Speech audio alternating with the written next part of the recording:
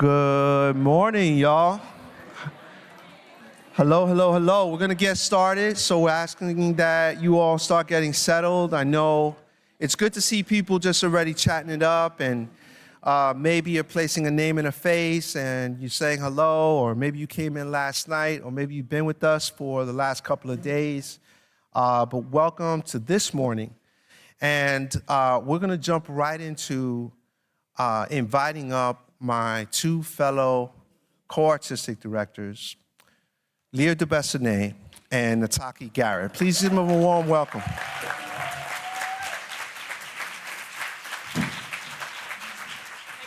Thank you.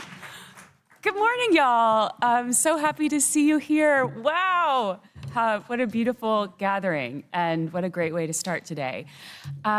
I think all three of us are going to share a little bit. As you know, we have a shared leadership structure that is both between us, but also our whole team. And I know that every single person involved in this project works in a team as well.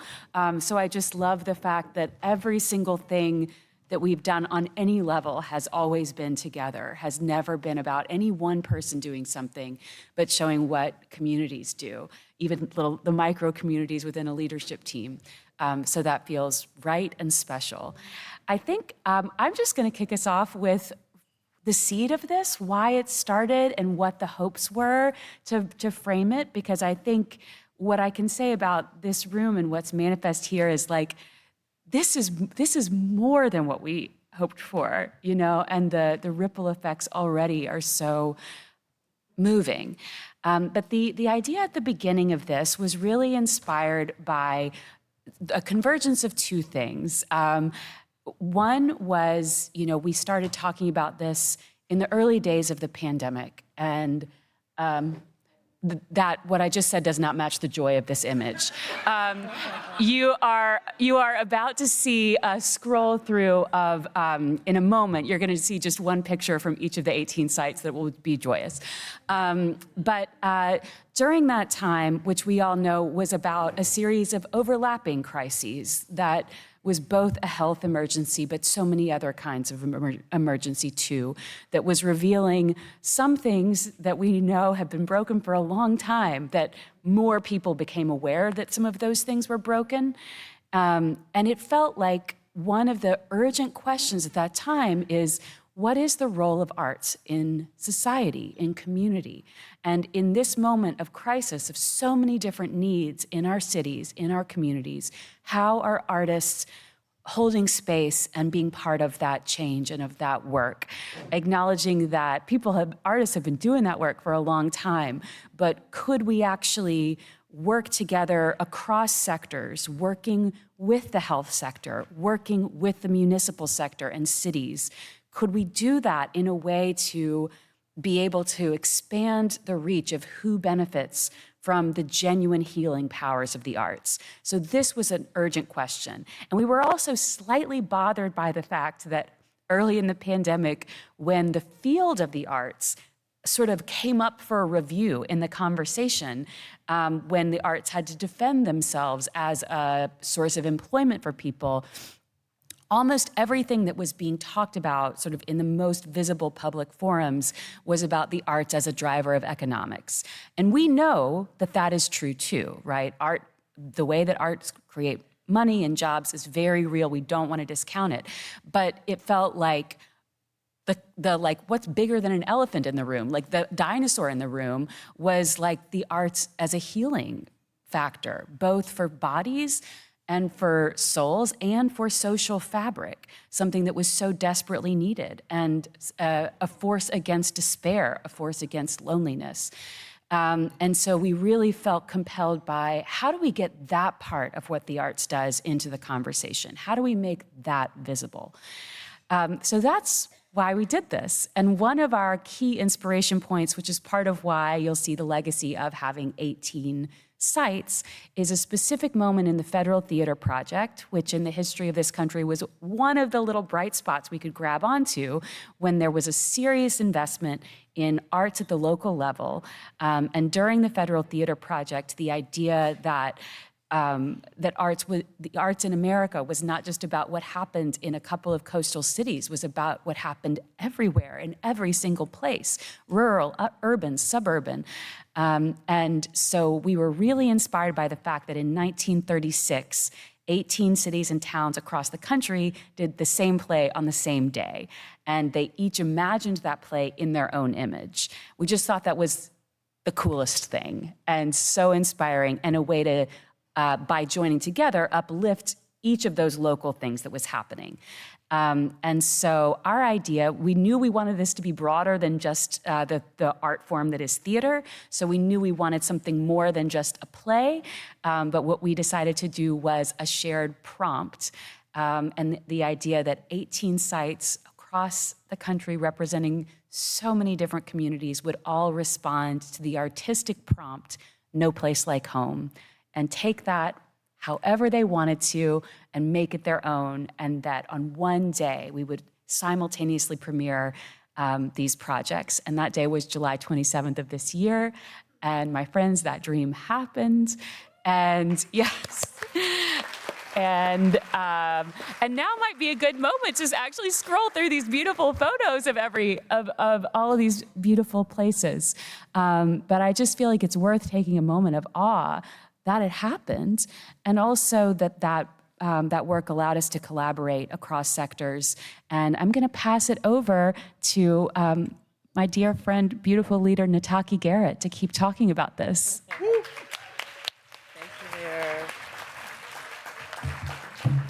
So in 2023, I got this call from Lear that's where she said, why don't you come and join us? We're going to do this national project. We're going to try to hit all four corners of the United States and beyond. And you should come away from that organization that you're running and come do this with us. And I was like, what?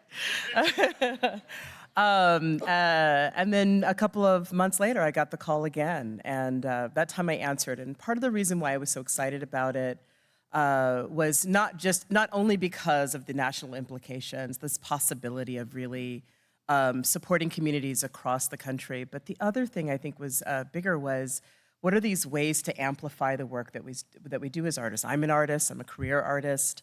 I do recognize that the work that I do as an artist is impactful, but I'd love to have some access to some sort of data or proof about the ways in which, all the many ways in which the arts are impactful.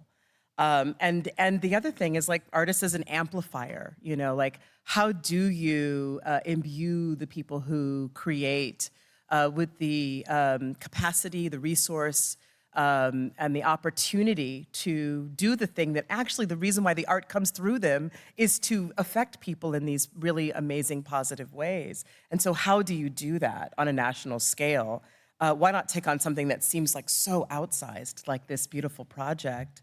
And so now what we're thinking about is what happens in the future. We've done it. It's amazing, as you saw in the pictures. That date passed. But how do you use that as the kind of seeds for the future of this kind of work? And I think somebody brought up yesterday, like an idea about how we might do this again, this idea that this is a time-based project that will end, that has an end date. Does not end the work. Actually, what we've done is we've imbued you all with the opportunity to pick up where we left off. One of the things that was really important to me is to make sure that we had these artifacts, things that people could go back to so that they had clarity and understanding, just like the thing that happened in 1936. That's an artifact. Communities across the country got together and did something together, to try to make change. That's something we know we can do. Now we know we can do it on a deeper level with research and connection to artists across country, across communities, in spaces where people don't even consider what they do as art. It's just the way that they live. And in spaces where, health workers in federally funded health centers are already doing this kind of work, working with their municipalities, getting access to resource. So one of the things we want to make sure that you take with you today is this idea of what it is that you're going to do to continue the work, right? So this is sort of opening our Pandora's box of possibilities. How do you take those pieces from the air and put them into the work that you're already doing? How do you connect with other kinds of organizations, municipalities, health centers, art centers, community centers, centers in rural areas, centers in urban areas, centers across the country, and continue to invest in these opportunities? The possibilities are endless. How do we basically kind of take over the world? You know, it's really what I'm trying to say. Yeah. So this week is about holding space for the work as it continues. What are the possibilities for continuing? We are in a time, these times come, they go, the pendulum swings. This work, though, is constant. So thank you. And I'm gonna leave it to my friend Clyde to pick up.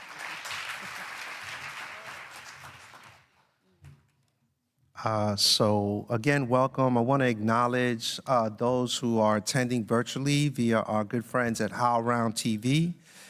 So thank you for joining us as well if you're enjoying this or listening online. To start with just something real simple as an approach that we took, first and foremost, this ain't new, right? Many of y'all have been doing this work for decades already. As my mentor, one of my mentors, Francis Lucerna from El Puente in the south side of Williamsburg, said to me, we've been doing this for 40 years. And I was like, yes, and people owe you a lot of money for the transformation and the lives that you've saved generationally, right? So it was in that spirit that we approached our collaborators, our potential collaborators, acknowledging the work that they already did, the leadership that they carry on the ground, with this idea to join us for a moment that had an end point. So it was easier, perhaps, for them to approach others to crack the dam, so to speak, and say, this isn't a forever thing, and it's not an unending thing, it has an end point. And that was in many ways an entry point. One of our strategies, for sure. Why Dallas? I live here. And that's not the only reason. You know, I moved here 10 years ago with my family, and folks were, you know, oh, you know, you came from New York, you're a New Yorker, like, you know, how's the difference? I'm like, I'm not comparing. That's not fair to, you know, anyone, to any place to compare. And I have to find the things to love about this place, to make this place special. And, you know, that's certainly true of my experiences. I've been very blessed to immerse myself in this town all across it and in parts of the state, you know. And I think one of the things I became acutely conscious of living here and traveling back to New York or California was like, you know, oh, you live in Texas now? Oh, right? And I started feeling some type of way about that, like a little defensive, you know, like, what do you mean? What are you trying to say exactly? What assumptions are you making about a place that perhaps you've never been to, but you think you know, right? And that's narrative. That's the stories that are projected out. And not that that isn't true, but there are multiple truths. We can occupy multiplicity, right?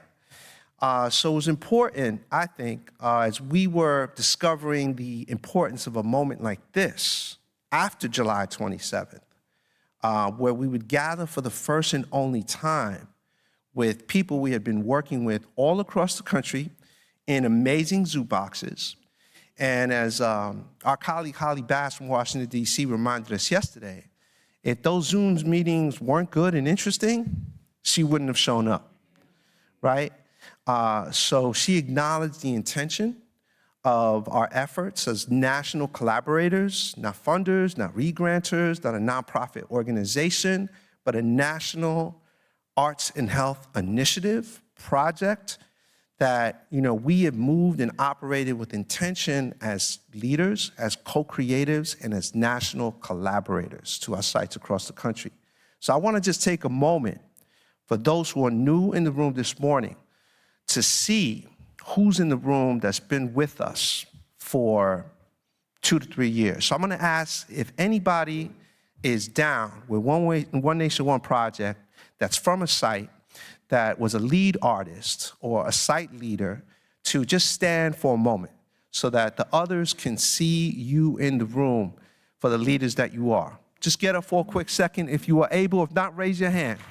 Do that real quick. Let's see you in the room. Let's get the lights up. Right? That's 18 places all across the country. Thank you. So when you have questions, don't only come to us, go to those folks, because they're experts too. A couple of other notes before we wrap. I'll be brief. Dallas, hopefully, will be a 19 site. You'll learn a little bit more about that, but we're planting some seeds here. As Carlton Turner said yesterday, they didn't do a groundbreaking, they did a ground seeding. So we are seeding here today. Know that. Thank you, Taka, for being a part of that work. I also need to acknowledge our other partners that are in the room nationally that have helped be stewards alongside us, the National League of Cities, the Center for Arts and Medicine, Americans for the Arts. Thank you for supporting this day and us and generally through the course of the 3 years. And finally, I need to thank the Tide Center for serving as our fiscal sponsor and bearing with us. Also need to thank our supporters, and I'm gonna read this out so I don't miss anybody. Ann Clark Wolf and Ted Wolf, Barbara and Amos Hostetter, Bloomberg Philanthropies, Create Foundation, Creative Build New York, Doris Duke Foundation, Francis Clayton and Jesse Hempel, the Whole Family Foundation, Jason Cooper, Katie McGrath and J.J. Abrams Family Foundation, Kevin Ryan, Mortimer and Mimi Levitt Foundation, Lyle Shalton Foundation, Mellon Foundation, Robert and Mercedes Eichholz Foundation, the Soze Foundation, and the Tao Foundation, and last but not least, the Kresge Foundation. Because it was with Kresge that we had initially approached, and they said, come back to us when you have more, and many of us know that conversation as fundraisers. We did, and we came back with not only an idea, but 18 sites. We were able to talk about our structure and our work. And we said, you know what? Along the way, we learned that facilitating a moment like this was important for the project, and they listened, and they made this time possible. So thank you, Kresge Foundation in particular, for enabling this moment. And with that, I want to just invite those of you who are here for the day to stick with us. Our crew has been at it since Wednesday. We had a beautiful day yesterday that was exclusive to the cohort, that was very spacious, but full of learning and conversations, getting to know you so they could be together in real time. So join us on that journey today, through the day, and into the evening, because we have a show in this building starting at 8 o'clock tonight, and it will move you. That's a promise, or your money back. Just kidding. And finally, I want to invite one of our colleagues, Michael Rohd, our Civic Collaborations Director, to the podium. Thank you.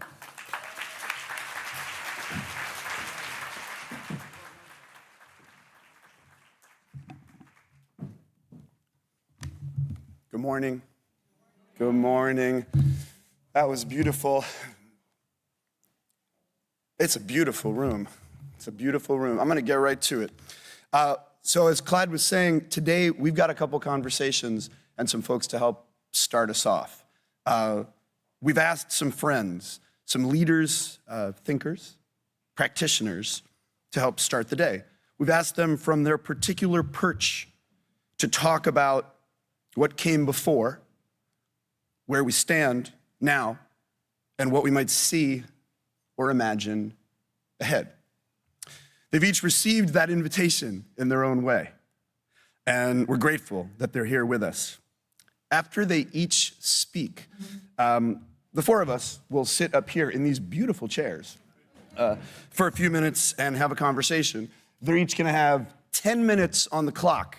The clock is right there, so if you see them glance down, that's why. I've also invited each of them to share with me how they'd like to be introduced, not just with sort of like the bio, but what would they like you to know about where they come from as they come up to this podium. So we're going to begin with Harold Stewart. Yes, sure, let's hear that. Yeah, go ahead. Yeah. Harold is a modern philosopher and cultural strategist with a commitment to advancing equity in the arts, currently leading the New England Foundation for the Arts as executive director. His work centers on fostering creative environments that advance the social conditions of individuals and communities, drawing from his extensive experience in arts administration and education, and as an amazing theater practitioner. Let's applaud long enough that he can get up the stairs. Here comes Harold.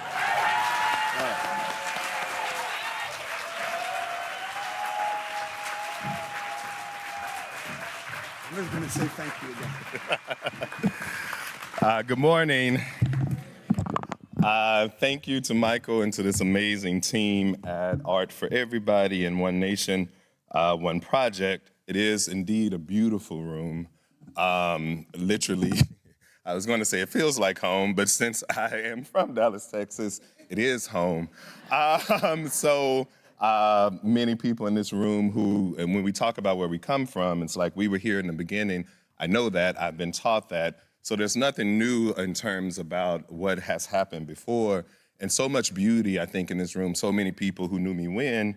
And this moment just means it's kind of emotional, right? To be able to come home as a son of this city. And I'm so sorry to interrupt you. They've forgotten to start. That's good. So I still have 10 minutes. That's on them. But there we go. Don't take any time. Reclaiming my time.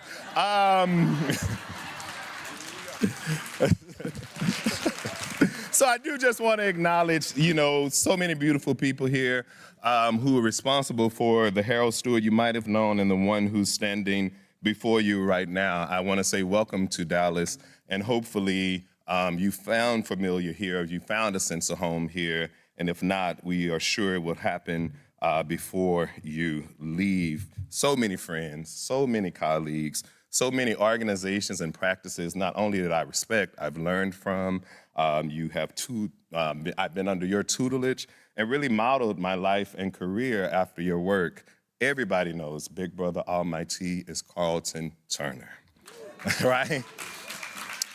And I remember when we were preparing for Roots Week in Dallas, Texas, and just trying to figure out who to put on stage, how to go about it, Carlton said something to me to change the trajectory of my life and informs everything that I do. Carlton said that the work of Roots is to support artists at whatever level they are and remove barriers to resources. That's who I am in my heart. That invitation and an opportunity has been given to me from my dear brother.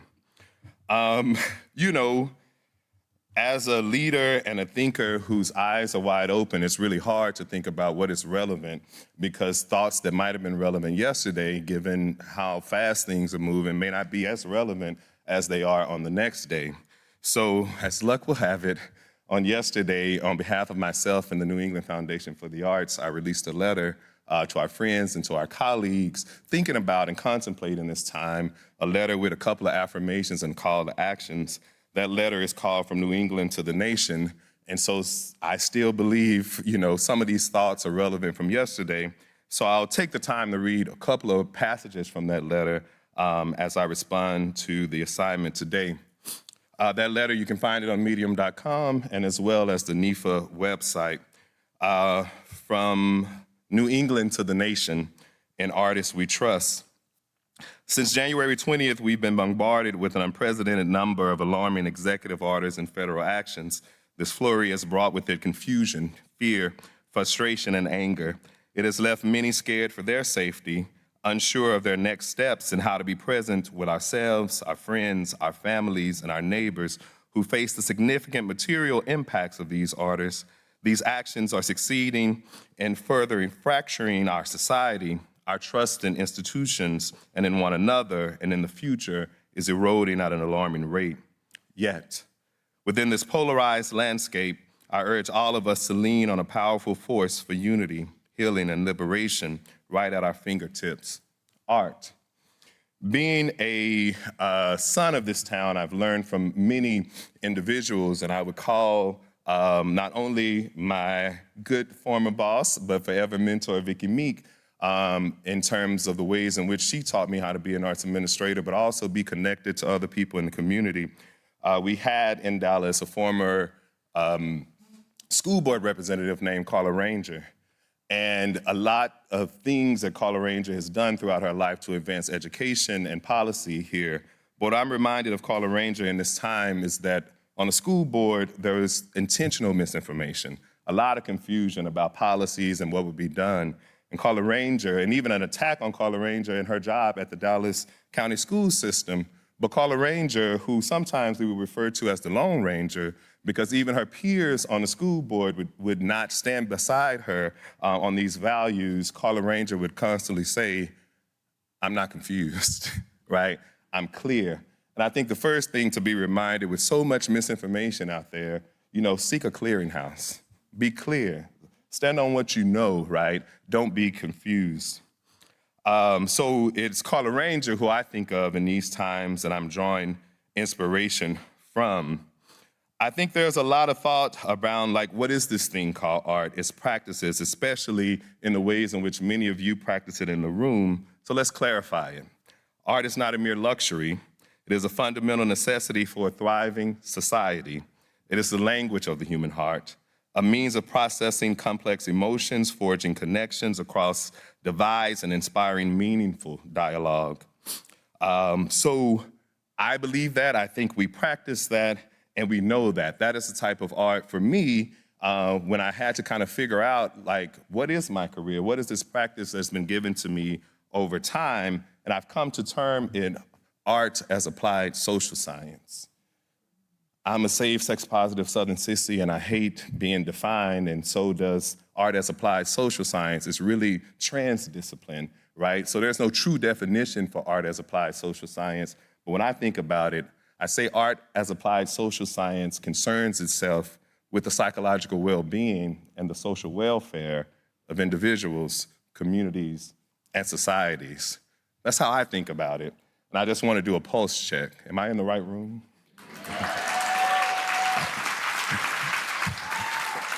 I feel like I'm in the room with other people whose practice may not guarantee financial security at some times, but definitely not fortune or wealth, right? No awards or accolades, but we do it for the ultimate outcome is that we're concerned about the psychological well-being and social welfare of our people, right?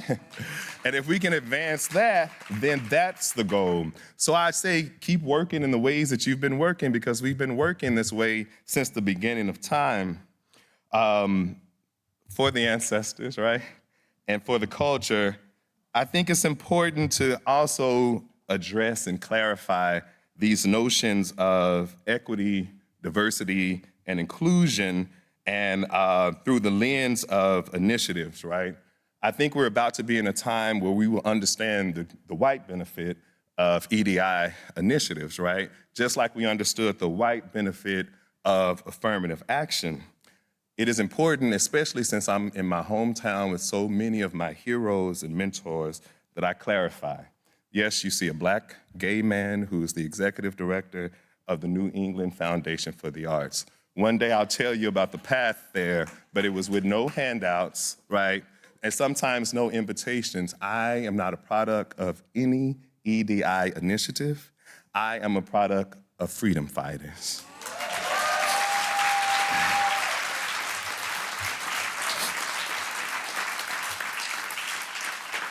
And what I know about this moment is many of us knew the truth about EDI initiative, the true beneficiaries, right? And there is a thing that white supremacy and capitalism will never let you make more money than they make, right? No matter what they put on their shelves and who really they are profiling, right? They need it for social responsibility, right? They need the cred, right? But when we learn the true beneficiaries and the true impact of taking away EDI initiatives, next time it'll be different. Right? Next time we won't be satisfied with these so-called EDI initiatives. What I think we'll see is a resurgence of the demands for justice. And that's something that I welcome. And in my final minutes, you know, there's so much uncertainty right now, so it's really hard to even talk about a future. But I know as Alicia, the good artist, Alicia, I'm gonna mess up her last name, Werbley, in Pittsburgh, who talks about us in the future, I know we're in the future, right? I know that there is art in the future. I know this practice makes it to the future. So this next bit, as I close, is not about like certainty, it's more hopes and desires. And I'll say, you know, when you read this softly, it sounds like a prayer. But when you elevate your voice to say these next couple of words, hopefully they sound like poetry. Every polarized nation needs menders, and menders need tools. And it is in culture that we, the menders, trust for this task. From creatives to funders to producers to business owners, policymakers, community builders, media personnel, educators, organizers, strategists, and spectators. This is our assignment: to leverage the transformative power of art to heal a fractured nation. Let us support artists and arts organizations alike, engage actively with artistic and cultural communities, and advocate tirelessly for policies that protect and promote artistic creation, cultural expression, and equitable access. Only through a renewed commitment and endowment to the arts can we foster a future where empathy, understanding, and a shared sense of purpose guide us towards a more unified and just society. Thank you.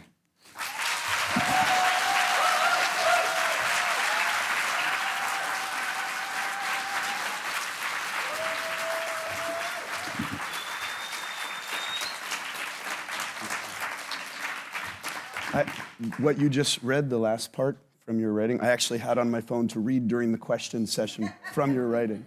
So thank you for that. Okay, moving forward, this is what David sent me. David Erickson, Head of Community Development at the Federal Reserve Bank of New York.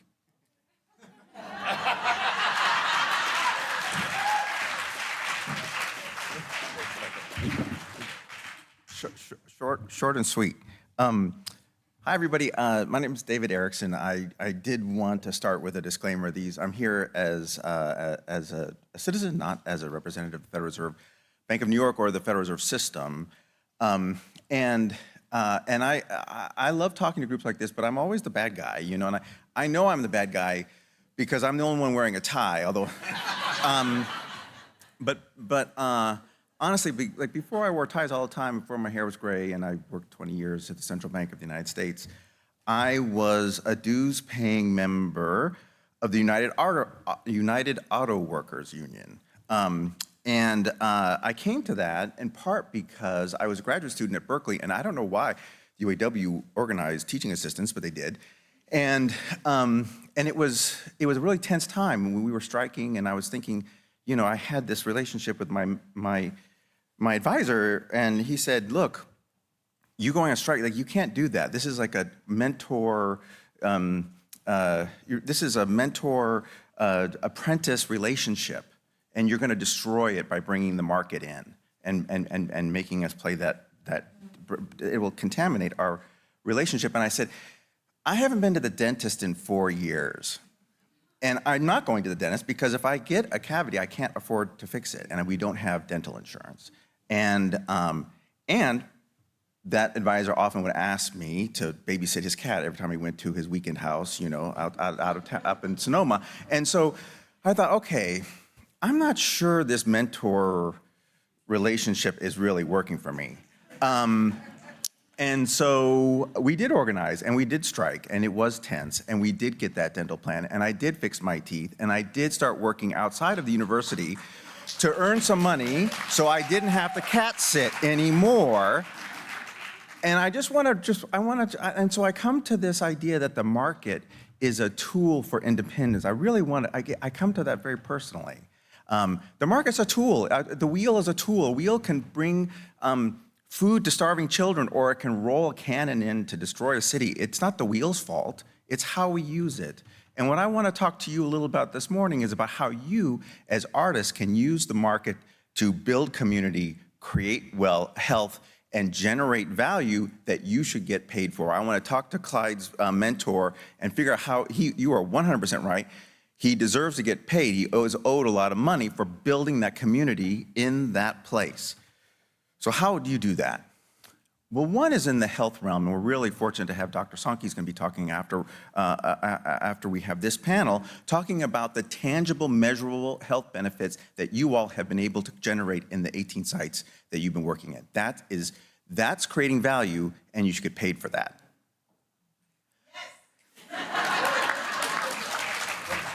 And it's interesting how people, you know, and so my husband's a pediatrician. He's a public health professor, and for a long time, I always thought when people said health, I thought medical care. Like, I don't know why I was so wired to think that way. But the reality is that, you know, what creates health? Well, I mean, it's actually a little bit counterintuitive in some respects. We lecture people on diet and exercise. That is not how you create health. None of those programs work. I'll tell you that right now. There was a great study. It was called the Whitehall Study. It was done in the UK. It's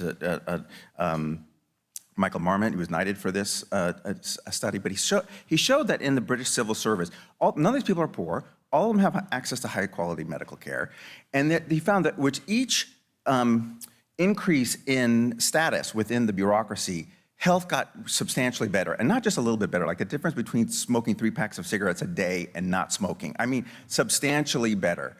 And what he kind of came to this realization is control of destiny. That's what creates health. And just to really simplify, it's hope. And when you generate hope, and this study has been replicated many, many, many times since then, and what we know is when people feel hopeful about their future, they're healthier. And you are in the hope business. You are in the business of building hope in the communities where you serve, and that, again, is something that creates value, and you should be paid for it. So that is where the medical industry is a $5 trillion industry. We spend probably about $1 trillion on the chronic disease that's the byproduct of living in poverty. It is the dumbest. I did mention these are my own. Yeah, okay. This is the dumbest thing in the world. We should spend the $1 trillion to make sure nobody is in poverty in the first place.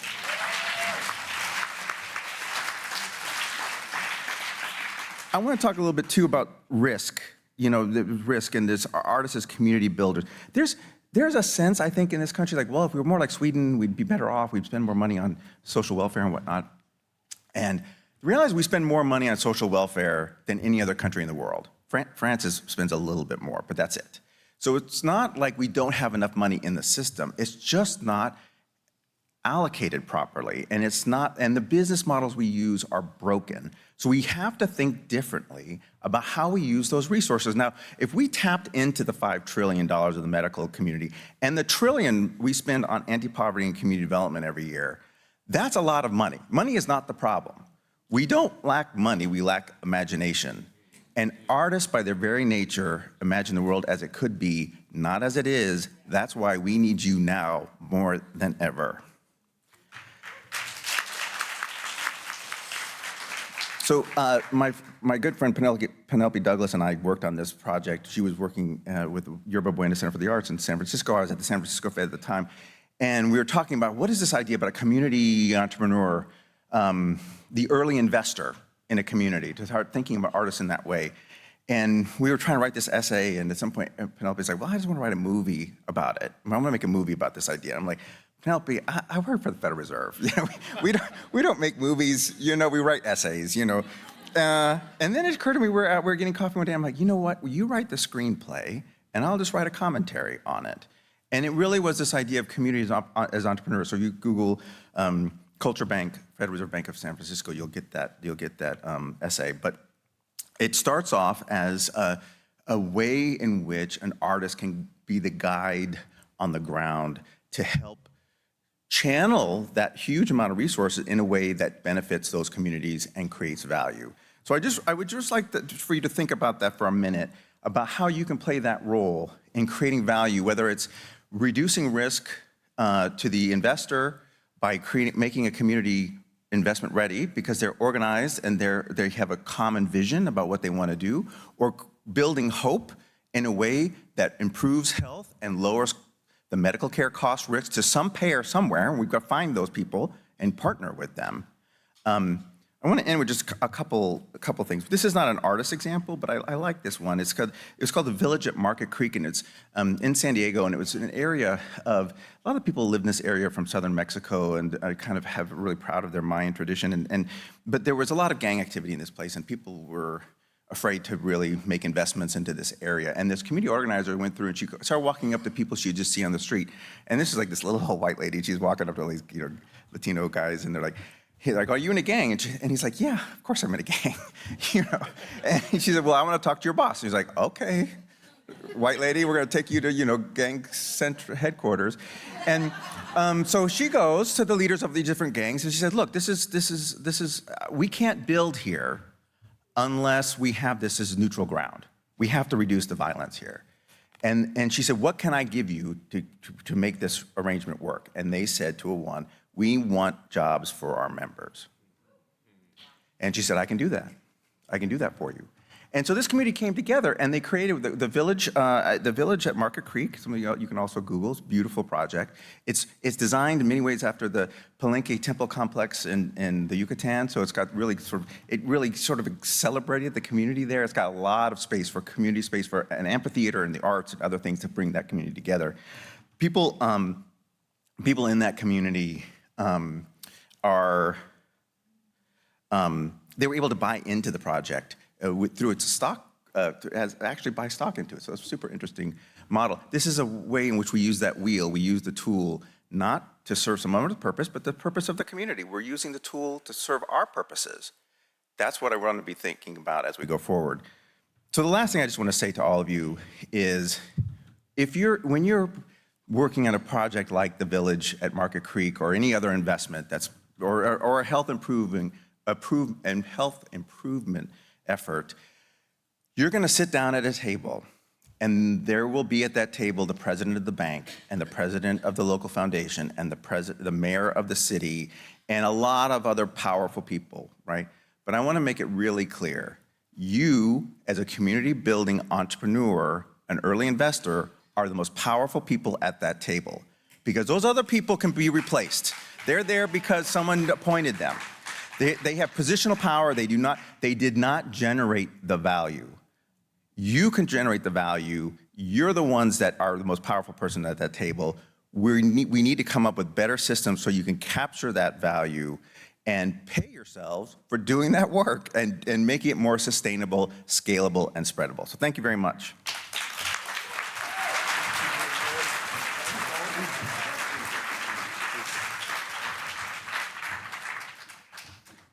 There's a lot to talk about. Okay, so our third and last speaker on this panel is my friend, Savannah Barrett. Savannah is a cultural organizer working to strengthen connections across difference and distance. She is passionate about building relationships towards civic health and hones this practice as the co-founder of the Kentucky Rural Urban Exchange, exchange director at Art of the Rural, and a community leader working to revitalize a former Mineral Springs resort as a center of well-being in her hometown. Let's applaud her up here.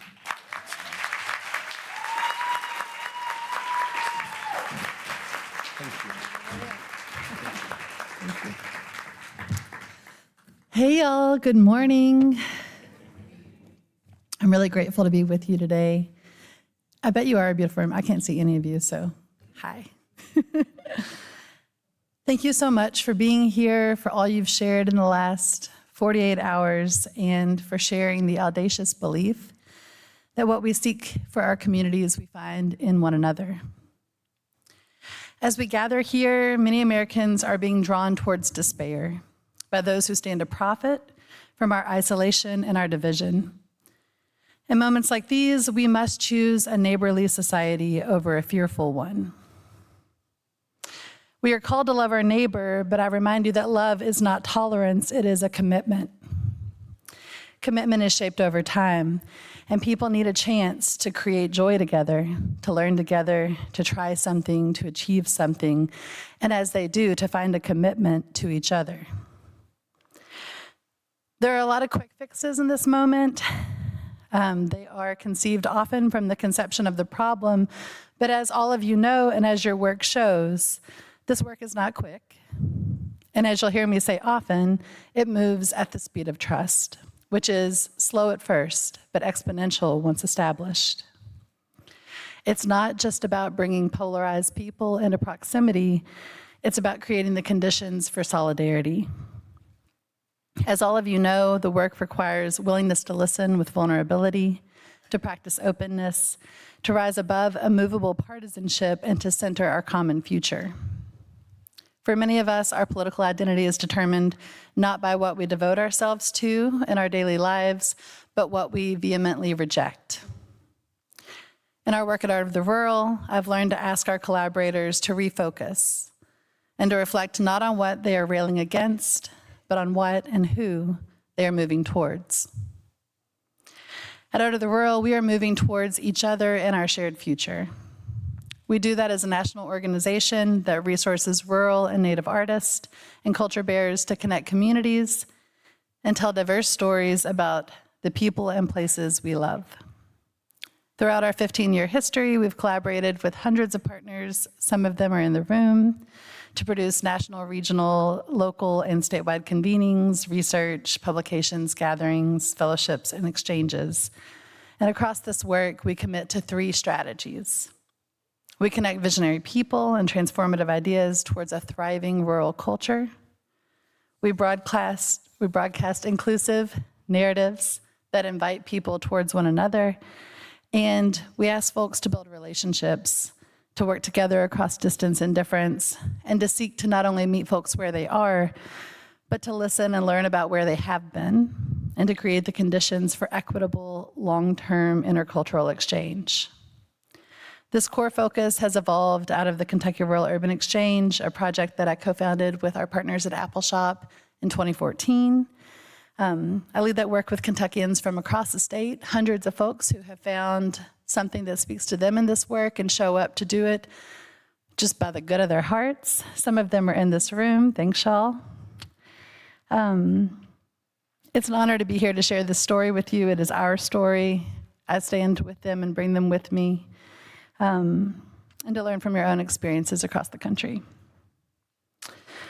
You know, as I share a little bit about what we've learned from this work over the past decade and how I think it can maybe light a path that is generative for all of us, I want to acknowledge that this work is all about context, and the context of this cultural moment is dire for many. So as I talk about bridging difference, I don't want to make it confusing. I want to be clear that this work is not about passing an olive branch to those who wish us harm. It's about building relationships and communities that are strong enough to hold complexity.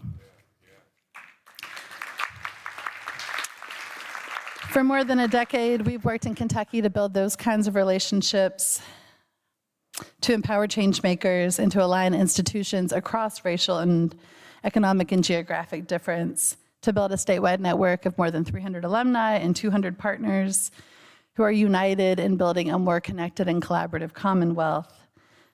We do that work through intercultural leadership, narrative change, and civic health. Oh, I thought that was paused. I was like, yeah, I get more time too. Our core program is a relational leadership program that really believes that arts and cultural strategies close the gap. They make it possible for people to show up as who they are in their power and learn something vital from one another. This work, again, began in 2014. That was 2 years before the 2016 election. And I often tell folks, we didn't start this work because we were reaching across political divides. We were reaching towards each other. Over the decade, it has grown into an alumni-led leadership program. We are led by 14 folks from across the state who have found something meaningful in the work together and showed up to lead it. We built this network, as I said, at the speed of trust. So we've worked in 55 of 120 counties now. And this happened because RUCs enabled proactive conversations about our most complex challenges.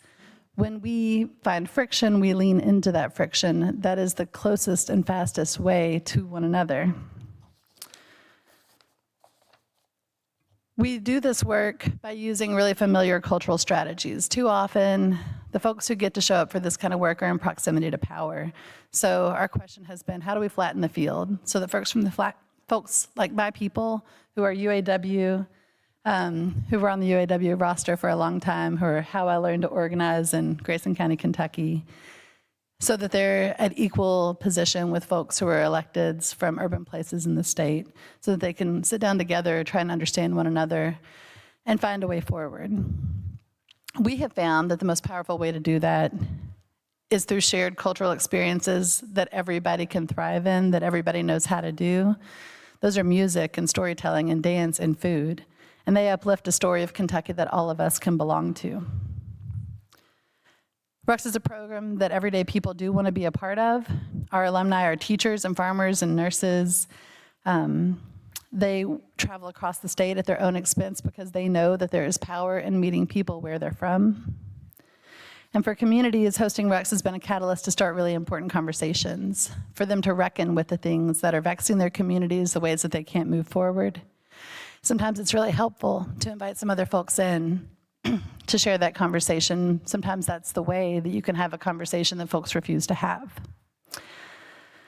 For our cohort, what we've really done over these past 10 years is train people to listen differently, to listen with vulnerability, which I find is a listening act, not a speaking act, and to recognize that people in their communities are the experts of their lived experience, that multiple truths exist at the same time, and that when we truly listen, we do so with a willingness to change our minds.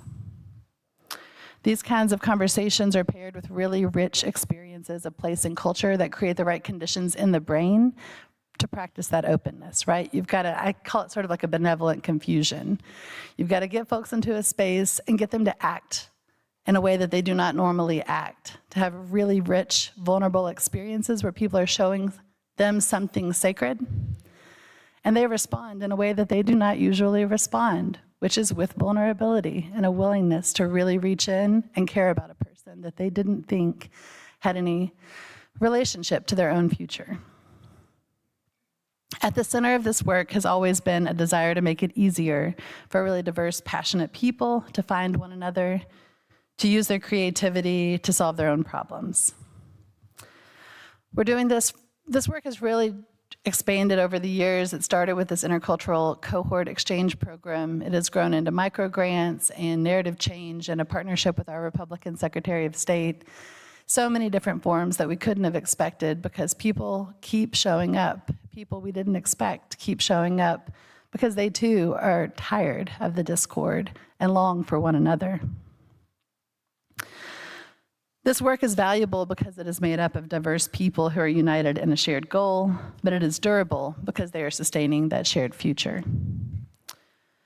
In some ways, we've made Rux from scratch, and we've certainly learned while doing, but we also stand on the shoulders of a rich tradition of cultural organizing in the South, on the shoulders of many of you, and from generational teachers who we've learned our core values from, who we've learned that core values are essential to building a durable civic infrastructure that crosses distance and difference. And while we're proud of what we've made, we've also learned a lot in the process. I'm going to just share the high points for you. Number one, when we look for common ground, we find it. Full stop. Two, we are made stronger by our diversity.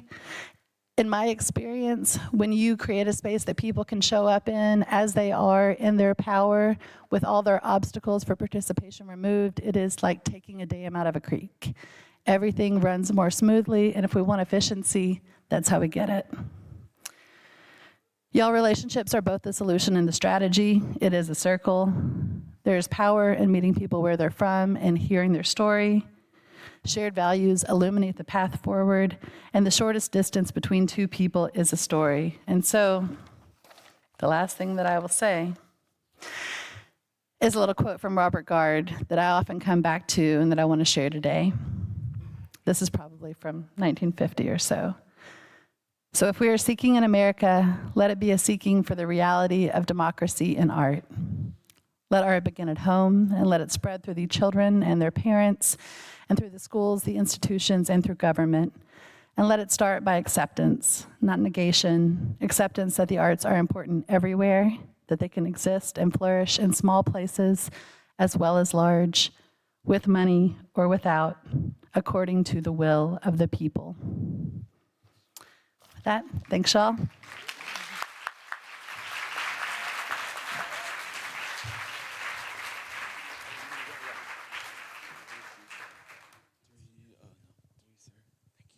Thank you, guys. I'd like to say, just as we start, could we thank our three friends? I also want to ask, just because we started about 15 minutes late, if friends in the back, if you could make our 30 a 20.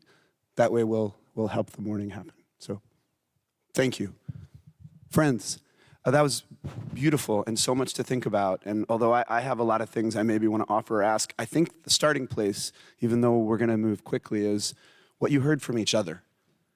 Because I heard threads across, but I also heard some really obviously distinct perspectives. So maybe if I could ask each of you, what's something you heard from one of the other two that is sticking with you or feels like that was something you can chew on? And because you went first and you've had the longest chance to breathe, may I ask you if something comes to you? Yeah, I think, Savannah, that last piece, the shortest distance between two people is a story, all right? I think I mentioned roots earlier, and anybody who knows me in my professional life, my personal life, Harold Stewart can talk, right? You know, so just thinking about the variety of stories, many of us have come under the tutelage of John O'Neill, just thinking about story circles and all of these kind of ideas, but I had never heard it put that way, and I think it is so beautiful, and it is this practice of like deep listening as not only resistance, but just, you know, just beautiful community building. So it's what I'm holding on to, I think, in this moment. Thanks, Harold. David, can I ask you? Sure, and I'm not sure I could come up with, there were so many good things shared. I'm not sure there's one thing I would necessarily zero in on, but it's more of a, well, it's this observation. So I dream of being rich someday, and I would like to, and if I did that, my one idea to make money is to be, you know, insurance companies buy insurance. It's called reinsurance, and so what I would do is I would buy the catastrophic medical care cost risk for a community, and I would hire these two to go in there with the passion that they brought to to their conversation, to the communities that they were describing in their talks, because that creates hope. When you look for common ground, you find it, and you all you're creating hope in the communities that you're working in, and that is something that could make me rich. I have not figured out how to be rich from it. I would like help. Two things that I heard that I think are important. One, you really invited us to think about where we come from in the work and who our mentors and allies are, our allies that are here in the work and our allies that surround us in the space around us. And I really appreciate that. I think in moments like this, in moments of trial, it's important to remember that we come from a long line of folks who have been working towards this. This is generational progress. It does not start here. And two, when we think about systems and how systems can be worked for or against us, and as we know, the system that we all kind of live in, our government, is being broken really intentionally right now, and as it is, I invite us to think about like what we can grow from the cracks, you know? You got to turn up soil to grow something. What are we going to grow in the cracks? Thanks, Savannah. Okay, so then, David, I want to mention that you really talked about the market in a particular way, and even just now talked about your aspiration to get rich in relation to that. It's beautiful.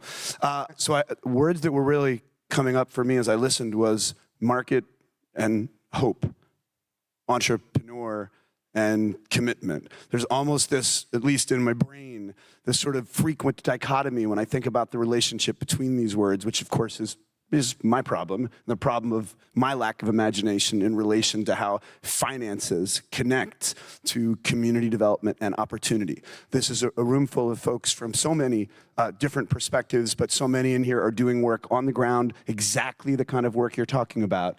So I ask this to each of you, but David, I wonder if you could for a moment go a little further in terms of what you see as the operationalizing of love and hope and control of one's destiny into success in a market that then allows you to sustain that work and prosper as an individual or collective? So, yeah, it's an easy question. So I think I wrote a book called The Fifth Freedom. It came out last year. I don't make any money off that book, by the way, but I mentioned it. But the first line of it is, the status quo is stupid, unfair, and expensive. We're spending the money. It's that $1 trillion you're talking about. It's many trillions of dollars. It's $4 trillion. It's and a trillion, by the way, I'm a historian. I'm not a numbers person. That's $1,000 billion, right? $4,000 billion we spend on the downstream consequences of not taking care of each other. Why don't we spend that money upstream to make sure those problems don't happen in the first place? Yes, conceptually, I think we're all with you. Yeah. So talk about so that. what I would do is, okay, so I often use, because economic history is my field, and so I often go to these examples to try to imagine how we can change things in the present. So Adam Smith is writing about the birth of the modern economy. We know that nothing like that ever happened in human history, because we would have the evidence of it. There would be metal, that civilization could have come and gone, but we would know it had been there. So we know it only started in the 1500s in Northern Europe. And he's trying to figure this out because it basically overturned the system, right? So what happened was many of these feudal lords made deals with the cities to say, I'll grant you a charter. You have different rules inside the walls of the city than we have out in the land, right, that I control. This is somebody who has power of life and death over everyone who lives in the realm. But they decide, nope, you know what, you're making a lot of cool stuff. You know, this proto-labor and the guilds is really beginning to take off. Proto-banks are beginning to form. Capital and labor are beginning to make better bells for the churches and better guns for the army, and all these different things are beginning to flow. And so what Smith called these cities were islands in a feudal sea. And I am convinced that we just need to try it out in a few places to create an upstream, hope-filled strategy for a few places to say, this will work better than the existing system. Spending money upstream is better than spending money downstream. We just have to prove it somewhere, but we haven't yet. Okay, thank you for that, Harold. I'd like to come over to you as someone who's both been a cultural producer at a center, who's run a kick-ass and really important theater company in Boston, and who now leads a pretty significant, I know you would say not just philanthropic organization, but sort of regional network that is also involved in philanthropy. So when you hear David talk about our need to sort of demonstrate, how does that fit into sort of the way you look at the ecosystem and what might be possible now? Yeah, thank you for that very short but key moments in my life and like my kind of trajectory here. I think what's key to understand is that at different points of my life, the role in the organization has changed, and I've always sought out an identity within that space, especially against my politics. There's a brother, Marcus Collins, who wrote a book, For the Culture, The Power Behind What We Know, What We Buy, and Who We Want to Be. And it's a marketing book that I've been using for inspiration for NEFA's new strategic plan. And, you know, so a lot of ideas of like, how could marketing inform, you know, definitely, I am in philanthropy, you know, some of our deep cultural and artistic as well as strategic aspirations. And in that book, he interrogates the definitions, where culture comes from, the word. And it's interesting because what I did not know until studying, reading the book, culture has this, as a word, a direct connection with agriculture. Hey, subculture, right? And so our understanding of culture has evolved because of different industrial revolutions, right? When agriculture looked different and all of that. And at some point it did actually, culture is defined in like, how do we go to market and who makes up the marketplace? So market is definitely connected to the definition of culture. And I think the questions here that I'm even sitting with, so it may not be answers, is like, what is the industrial revolution of this moment and what industries am I in, right? And what is the marketplace? And now I sit in this interesting place in the marketplace as an operational funder in relationship with private funding and communities, but also cultural policy, right? And art services and all of those kind of things. So it's a great notion, but I think the first thing as Malcolm X would ask us to understand is like, who am I in this space and in this marketplace, and what power did I have and what shifts? You talk about doing this work with love and care and deep understanding, but it is positional power. It is a relationship, and really, really being mindful of, you know, the effects on the marketplace, but also understanding industry as I know it is changing. Harold, as I know him, is changing, right? So my relationship with change, my relationship with love and care, I think is also important that it deepens and grows. Thanks. Savannah, I want to come over to you and ask about something Harold was just talking about, relationship with each other, in community, with self. And I feel like we are in a room of people doing beautiful, deep relationship work, but I'm still going to say you're one of the folks who's been a light for me in a long time who really focuses on that at the local level, but also in a sort of regional way. And I think are now starting to think nationally as people look at the model that you've developed. So when you hear this conversation about market and culture, how does relationship at the interpersonal sort of fit into that when you think about that? That's a good question. You know, as I've been trying to make sense of what's happening in these last few weeks, you know, I think there's a real temptation, I think, as I alluded to, towards fear, right? Towards cowering, towards trying to, you know, produce some kind of sleight of hand that protects the work that you're doing while, you know, enabling you to continue to do it, which I think is important, right? We have to be strategic in moments like this. But what I keep coming back to is that there's also a sleight of hand that is producing that experience. And what I know is real, what is always the North Star, is that the strongest infrastructure we have, any of us in our lives, is the relationships that we hold. We keep us safe. You know, I think women, particularly in this room, may identify with this. Like when I would travel as a young person alone in other places, I would find myself in dangerous situations sometimes, and my strategy has always been find the meanest person in the room and be really good friends with them. So how do we, you know, use strategy in a way, use relationships in a way that make us all safer? How do we get really real about the dangers, but also not conflate them with like dangers that haven't come yet, right? Like how do we be courageous? I think that we find courage in one another. And so I don't really know about the markets. I need to know more about the markets. David's my new best friend. But he's not the meanest person in the room, but you know. I'm gonna have two friends. Yeah.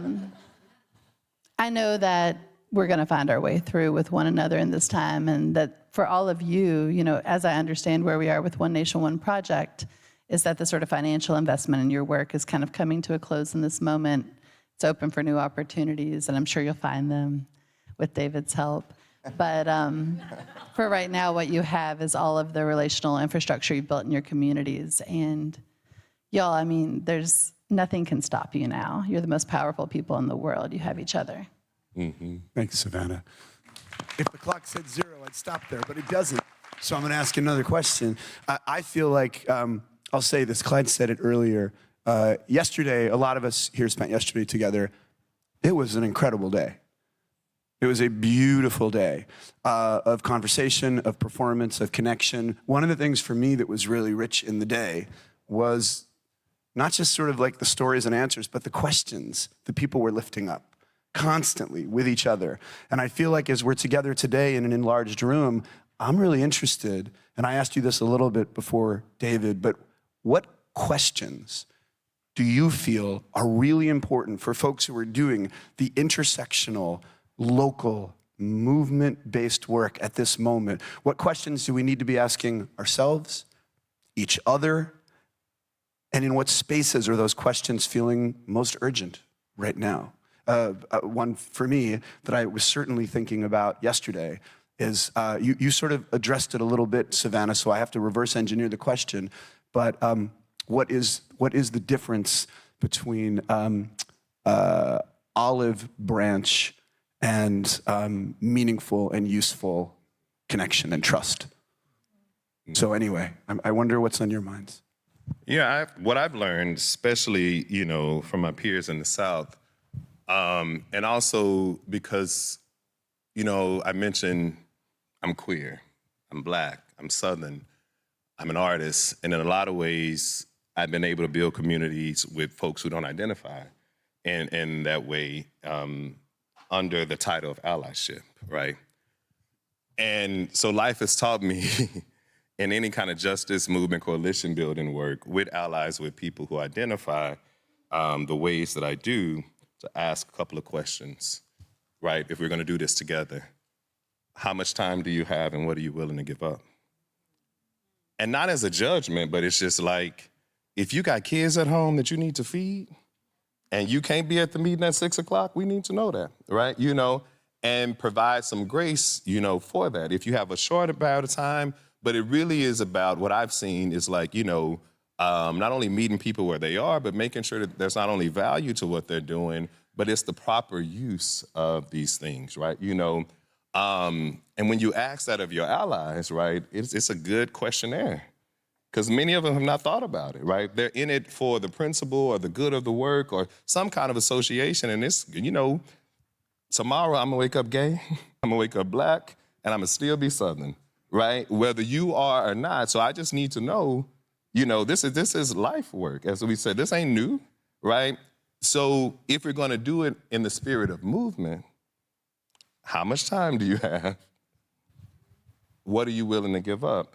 And then we can get to those unique resources and other things that you bring, but those things are essential for placement and some kind of understanding of how I need to be in relationship with you in this time that I don't ask too much or expect too much, right, of you in this moment, right? Thanks for that, Harold.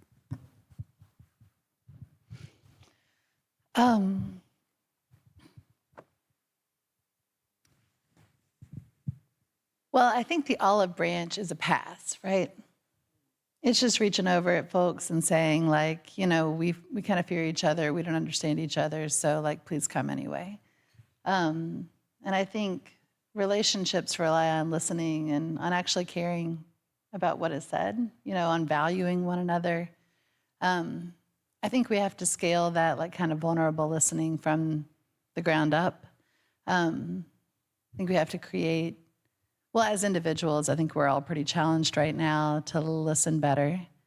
I don't know about y'all. I know for me, I made some mistakes in the past 8 years with people that I dearly love that are gonna take a real long time to bridge. I wish that I had listened better, and I wish that I would have led with what I care about, what I value in them, what I can learn from them, and not what I think I know. So personally, I'm trying to bring that spirit into my work.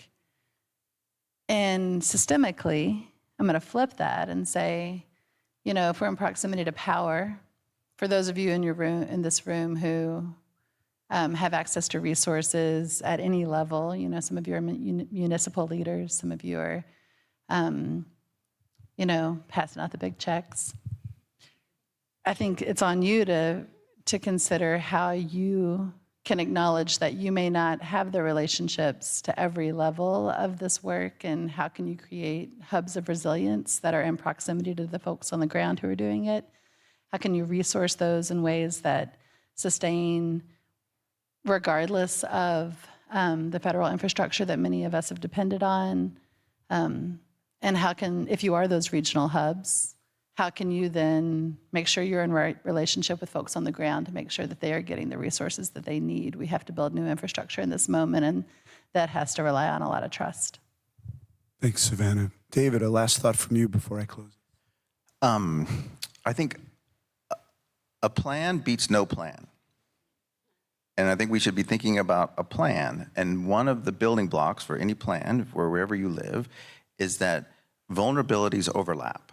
So I don't know Dallas that well, but I'm pretty sure that life expectancy in North Dallas is higher than South Dallas. I also know that the prevalence of overcrowding in housing and the unemployment rate is probably higher in South Dallas than it is in North Dallas. I also know that South Dallas is probably hotter on a hot day than North Dallas, and probably has worse air quality. That is true for everywhere you live. That heat map of those three domains, economic opportunity, health, and climate risk, all overlap. So I would say, reach out to the people in those other sectors, make friends with them, understand how you can work together to tap. The silver lining of that, of course, is that there's a lot of funding in each one of those domains. And if we tap into it and solve the problem at once, we can really build that business model.